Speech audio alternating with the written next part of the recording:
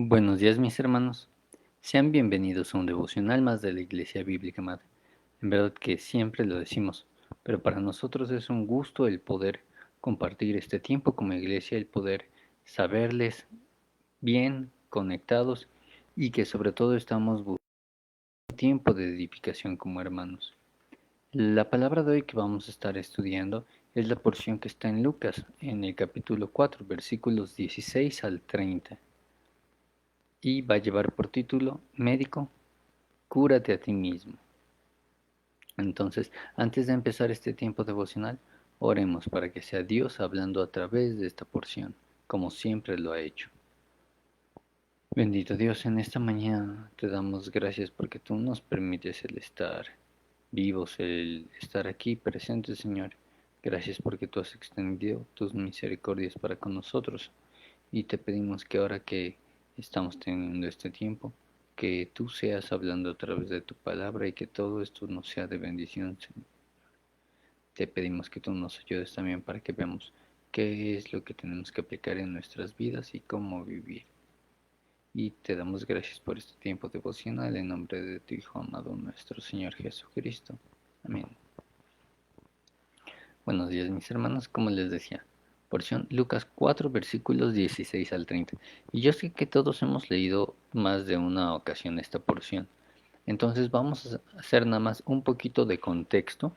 Recordemos que Jesús pues venía de regreso a Nazaret, que era su tierra, y obviamente va a la sinagoga donde le invitan a leer y después a compartir un poco respecto a la lectura, que era como la tradición judía. Leían el rollo y después una pequeña predicación.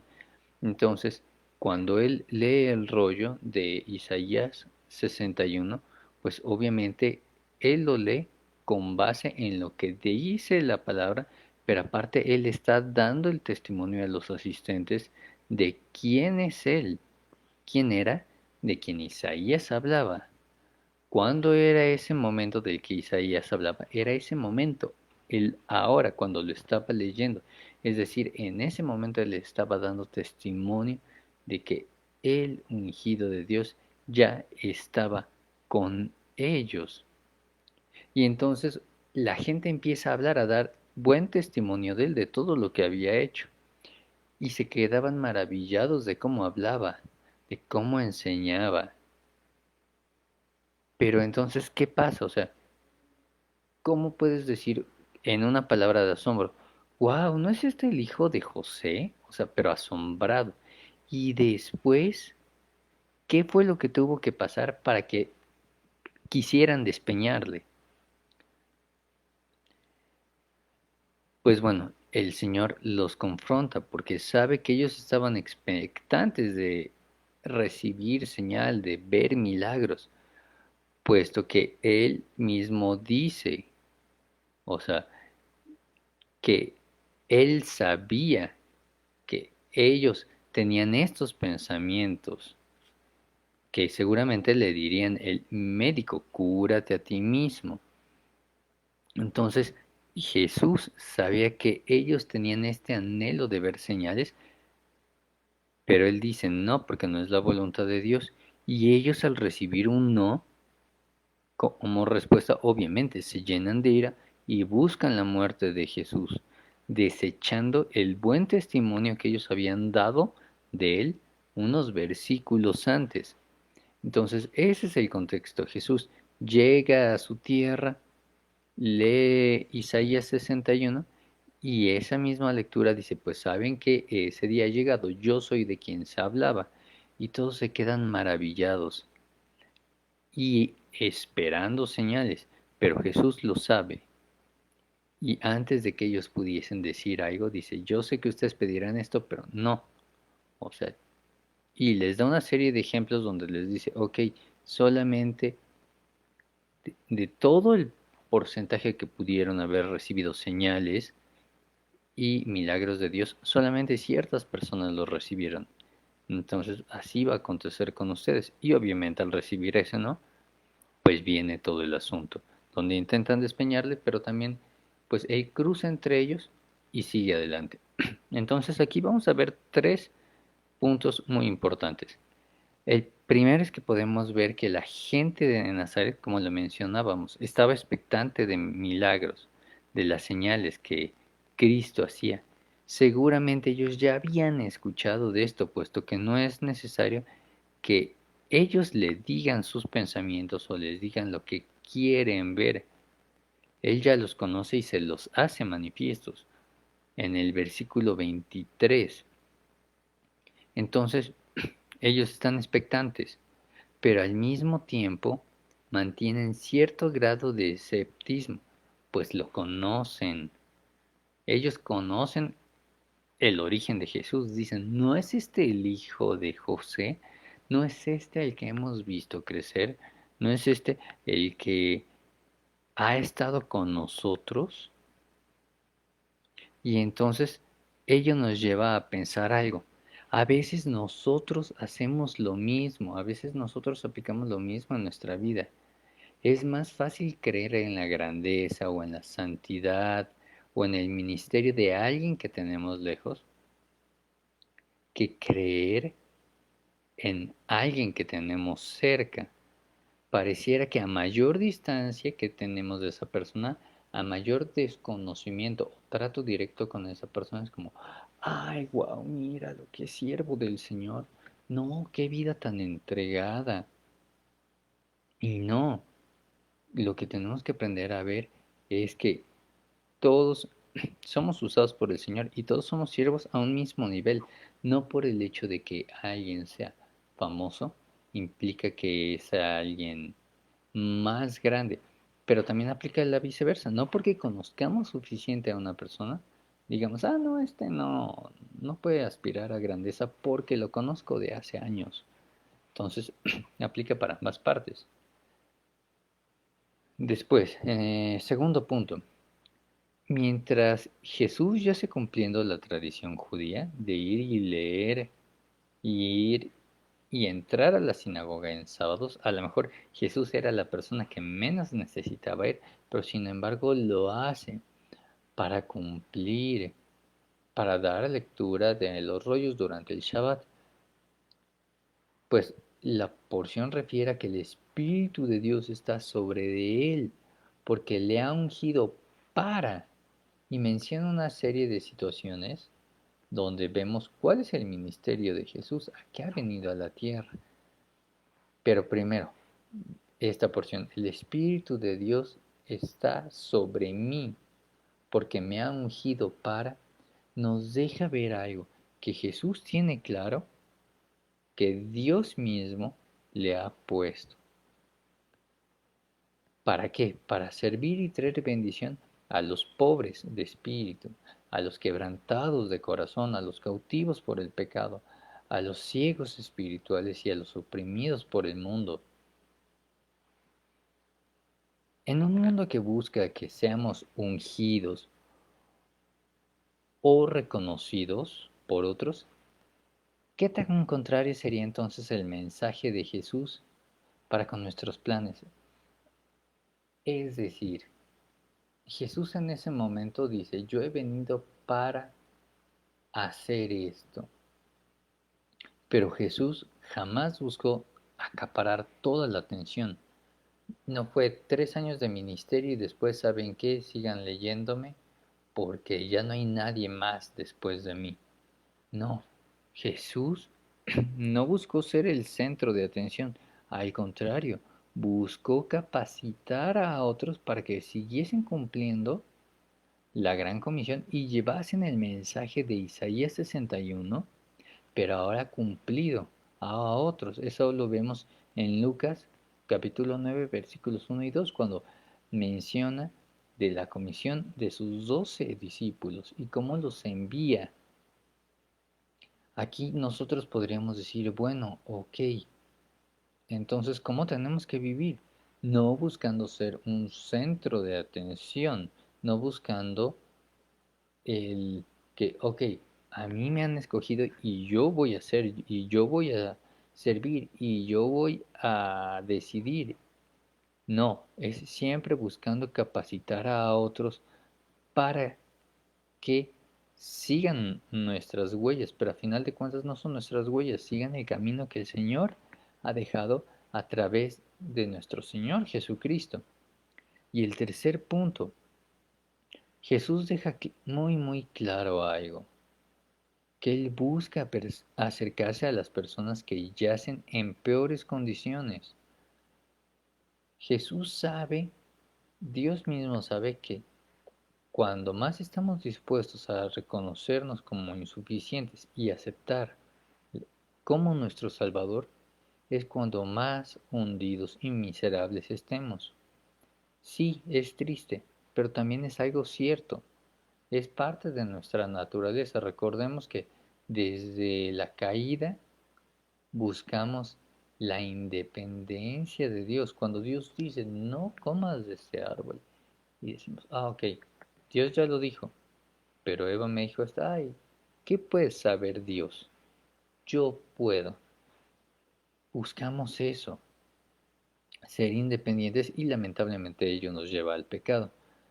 Pero mientras más necesitados estamos, pues más dependientes somos, porque nos reconocemos como insuficientes y aceptamos a aquel que es el único y suficiente para cubrir y suplir aquellas áreas que necesitamos. Como les decía, es triste pero cierto ver que mientras más agobiada, mientras más cansada se encuentra una persona, está más abierta a recibir el Evangelio, con esas buenas nuevas de salvación que nos menciona igual Isaías 61, versículo 1. No es que Dios tenga un favoritismo para con los pobres, como lo maneja, por ejemplo, la religión católica, que a mayor humildad, mayor gracia delante de Dios.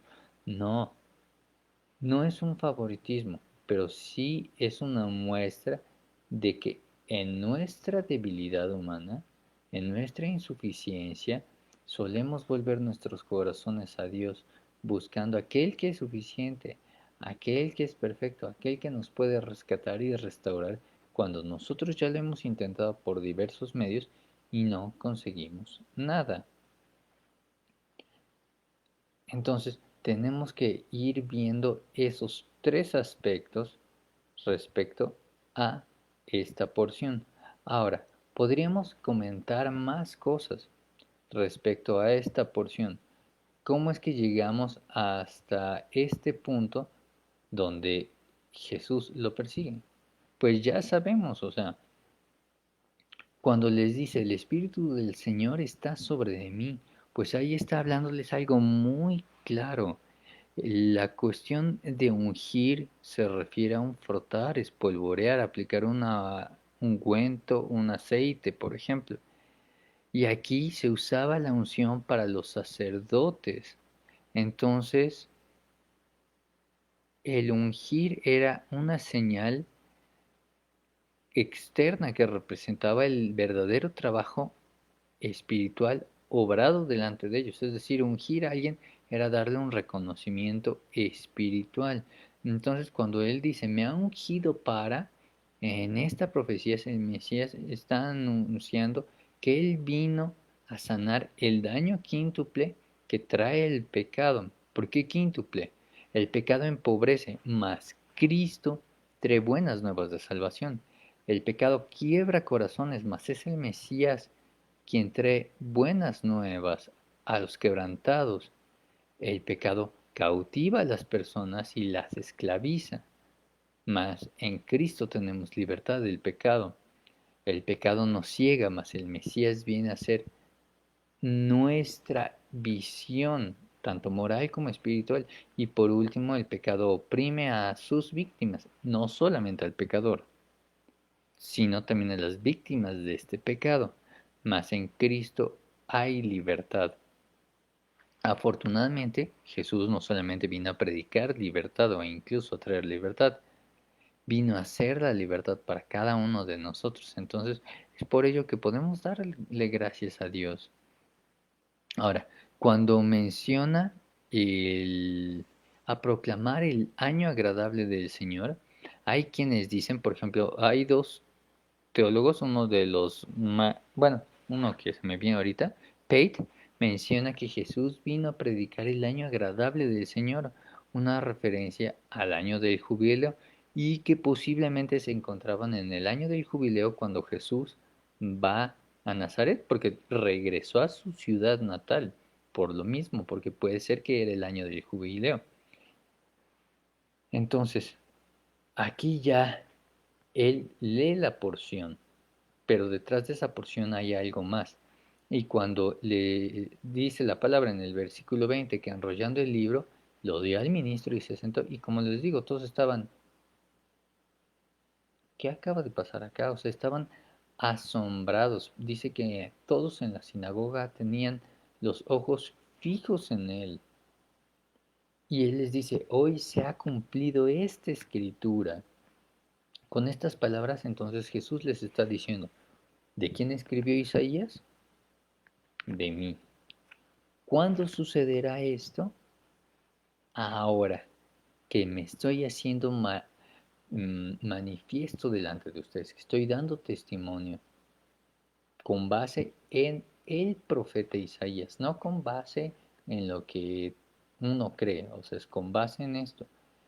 Y tenemos esta porción de dice que eh, estaban maravillados de las palabras que salían de su boca y que también estaban maravillados porque no era este el hijo de José. Pero él les dijo, aquí viene la cuestión cuando los confronta. Él les dijo, sin duda me diréis este refrán, médico, cúrate a ti mismo. Él sabía por qué era por lo que le buscaban, cuál era la intención de fondo en, en aceptarle, qué era lo que ellos realmente buscaban y esperaban. No era una salvación como tal, ni creer en él como el Mesías. Lo que querían era ver milagros. Y le dicen, médico, cúrate a ti mismo de tantas cosas que hemos oído que has hecho en Capernaum, haz también aquí en tu tierra. Es un reclamo, porque él sabe qué es lo que le iban a pedir, pero él añade, les dice, de cierto os digo que ningún profeta es aceptado en su propia tierra. Es decir, ustedes verán señales, sin embargo, no me van a aceptar, no me van a creer como el Mesías. Y les dice, y en verdad os digo que muchas viudas había en Israel en los tiempos de Elías, y empiezan las comparaciones, donde les dice, pues saben que así como sucedió antes, que no se hizo en Israel, sino en Sidón o en Siria, así va a acontecer acá. Y tras esa confrontación tan fuerte, viene la porción del 28 al 30, que dice que al oír estas cosas todos en la sinagoga se llenaron de ira y levantándose le echaron fuera de la ciudad. Esto fue toda una respuesta a un sermón. Estaban enojados porque les dijeran que había algo malo en ellos, es decir, que ellos estaban ahí por una conveniencia. Estaban enojados también porque se les había negado su derecho al milagro y que Jesús daba a entender que Dios también amaba a los gentiles. Una rasgadera de túnicas para ellos. Entonces cuando menciona que buscaron llevarle a un barranco para despeñarle, era porque empujar a alguien en un pequeño acantilado era a menudo el primer paso para el proceso de apedrear. Una vez que la víctima cayera, se le arrojaban piedras hasta que muriera. Entonces, pues podemos ver que no nada más era la cuestión de despeñarle, o sea, buscaban matarle. Y la parte pues más maravillosa, querían un milagro, y Jesús hizo lo inesperado, justo enfrente de ellos, escapando milagrosamente. La palabra dice que pasó en medio de ellos. Buscaban una señal, tuvieron esa señal. En esta situación, Jesús pudo retirarse del acantilado o haber sido rescatado por ángeles, como lo sugirió incluso Satanás en la tercera tentación. Pero en cambio Jesús escogió otro camino, un milagro más normal, si es que existe tal cosa. Como un segundo Sansón, su propio brazo lo salvó. Esto podría haber convencido a sus adversarios tal vez de que Él era quien decía ser. Sin embargo, estaban locos con malicia, estaban hundidos en esa ceguera espiritual. Entonces, eso es lo que lleva a esta situación donde vemos que le rechazan, donde vemos que le niegan y se enojan, se rebelan contra él. Como conclusiones, tres aspectos. El primero va en dos partes. No creamos que alguien es más santo o más usado por Dios que nosotros tan solo por el hecho de su posición, el reconocimiento o la fama que posee. Claro, también nunca descartemos a alguien como, es que él también es santo o es usado por Dios, tan solo porque le conocemos lo suficiente. Uy, no, a él, ¿cómo Dios lo va a usar si lo conocieras? No.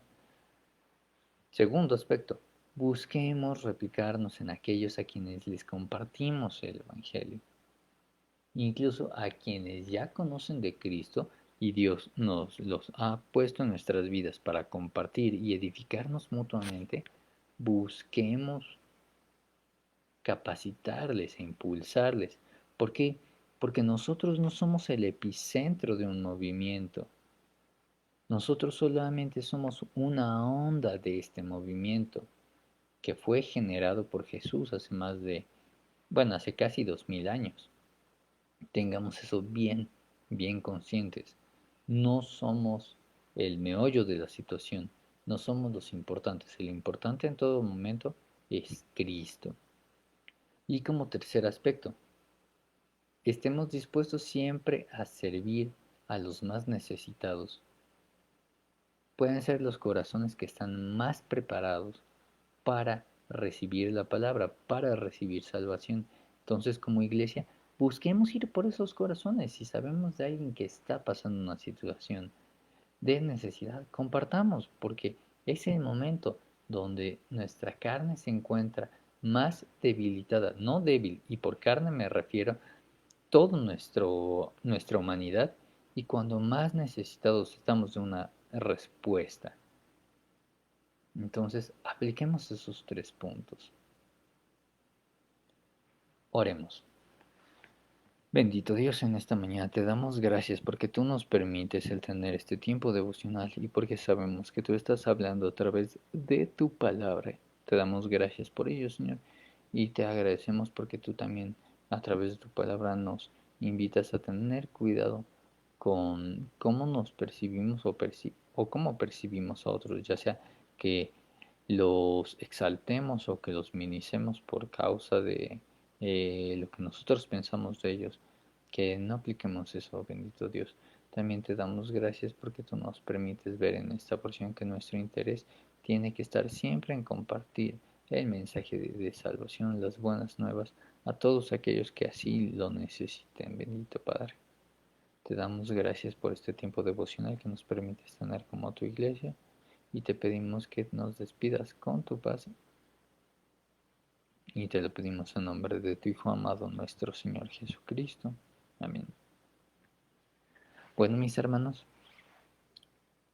les esperamos ahorita a las 10 en nuestra reunión de oración y 11:30 nos estamos viendo en nuestro servicio dominical para tener un tiempo de alabanza, la predicación de la palabra a través de nuestro pastor y un tiempo de convivencia al final de nuestro servicio. Dios les bendiga y les guarde en todo momento. Bendecido domingo.